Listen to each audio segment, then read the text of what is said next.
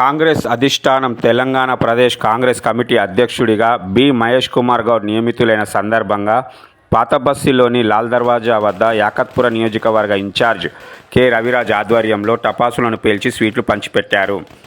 ఈ సందర్భంగా కె రవిరాజ్ మాట్లాడుతూ ఎన్నో అత్యుత్తమ పదవులు నిర్వహించిన బి మహేష్ కుమార్ గౌడ్ను నియమించినందుకు అధిష్టానానికి ధన్యవాదాలు తెలిపారు.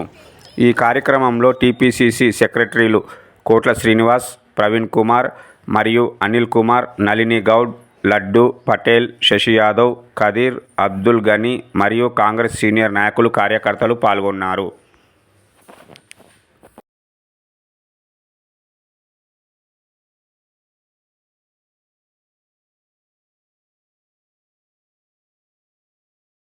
రాహుల్ గాంధీ గారికి, మళ్ళీ రేవంత్ రెడ్డి గారికి, అందరికీ ప్రతి ఒక్కరికి పేరు పేరుగా కృతజ్ఞతలు తెలియజేస్తూ, పార్టీకి కష్టపడి పనిచేసిన కార్యకర్తకు ఎప్పుడైనా గుర్తింపు ఉంటుందని ఈ యొక్క నియామకంతో అందరికీ రుజువు అయిపోయింది.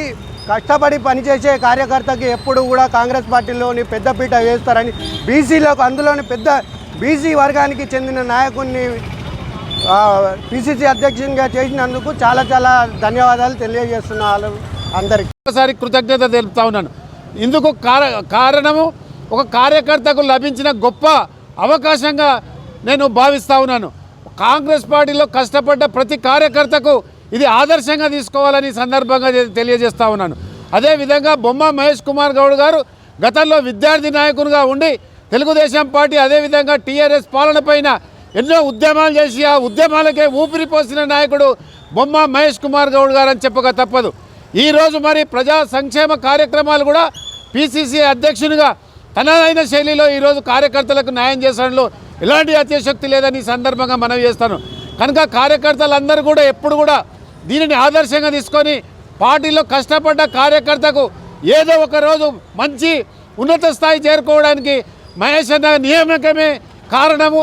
ఆయన నియమించడము, అదేవిధంగా ఇలా 52% ఉన్న బలహీన వర్గాలను కాంగ్రెస్ పార్టీ గౌరవించిందని చెప్పక కూడా తప్పదు. అందువరకే మరొక్కసారి నేను మా మహేష్ అన్నకు నా హృదయపూర్వక శుభాకాంక్షలు, అభినందనలు తెలుపుకుంటా ఉన్నాను.